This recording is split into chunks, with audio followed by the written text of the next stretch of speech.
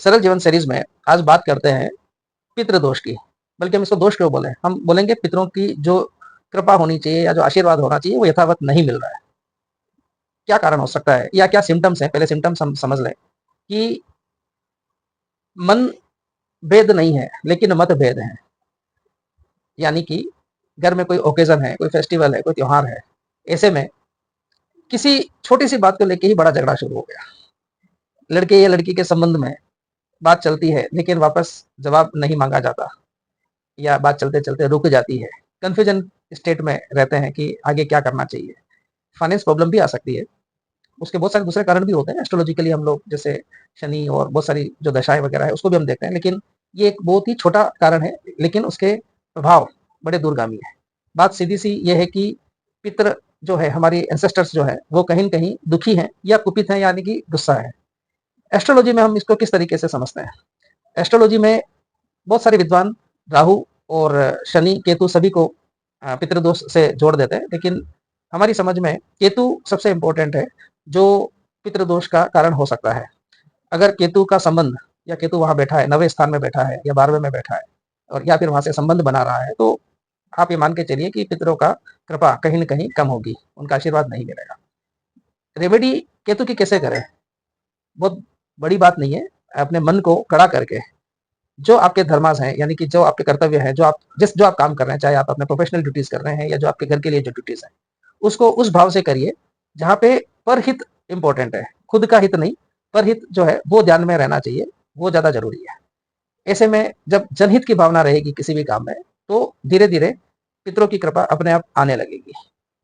बहुत सी बार हम लोग पितरों दोष को या पितरों की कृपा की कमी, उसको हम लोग ओरा स्कैनर से भी चेक कर लेते हैं। और ये ओरा स्कैनर है जैसे, तो ओरा स्कैनर से भी हम लोग चेक करते हैं।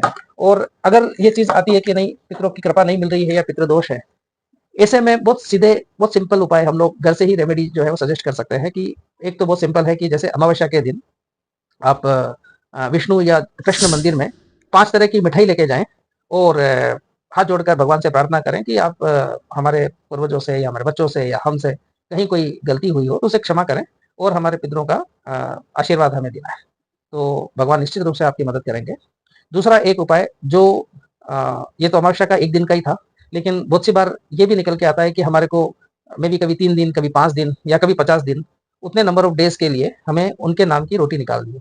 रोटी में और कुछ नहीं, सादी सब्जी, बिना प्याज लहसुन की, एक गुड़ का टुकड़ा, अगर मिठाई हो तो ज़्यादा ठीक है, नहीं तो गुड़ का टुकड़ा इज ऑल्सो फाइन, और 2 रोटी निकाल के और हाथ जोड़ के यही प्रार्थना करनी है कि हे पितृदेव, अगर मेरे से, मेरे बच्चों से, मेरे परिवार में किसी से भी या मेरे पूर्वजों से, है ना, क्योंकि पितृ हो सकता है आपसे 4 पीढ़ी पहले के हों, जो जिनका दोष आपके ऊपर आ रहा हो, तो उनसे अगर कोई गलती हुई हो तो उसे क्षमा करें और आप हमारे परिवार के ऊपर आशीर्वाद बना के रखिए।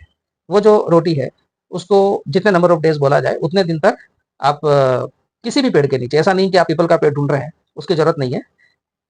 इतना मिथ या इतना मिसकंसेप्शन या इतना अंधविश्वास चीजों में नहीं रखना है। आप पॉजिटिव माइंड के साथ में आपने अपने पितरों के लिए रोटी निकाली है और आप उसको किसी भी पेड़ के नीचे आप उसको रख के, बड़े आदर भाव के साथ में आप रख के और आ जाइए। और फिर हम देखते हैं कि जैसे आज मान लो पितृदोष दिख रहा है ओरा स्कैनर में, और जितने नंबर ऑफ डेज के बाद में जब वो वापस हमारे पास में आते हैं, तो उस समय वो पितृदोष ओरा स्कैनर बोलता है कि नहीं, आज की डेट में नहीं है। और वैसे भी क्यों दोष हो या आशीर्वाद नहीं है तभी हम लोग करें? पितृ तो हमारे ही हैं, अपने ही हैं।